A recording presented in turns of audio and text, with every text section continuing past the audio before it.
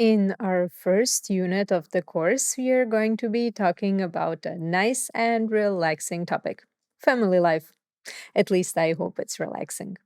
We will talk about different family members, their relations and relationships, and we hope to repeat some of the things from A1 while doing so. So, here are some of the things you will learn in Unit 1: the names of different family members and how to talk about a family tree, how to say that you live with someone, and how to talk about different families.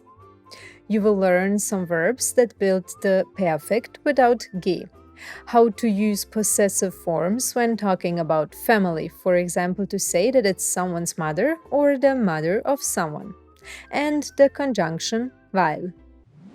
I hope that you are ready and we'll jump right in into our first lesson.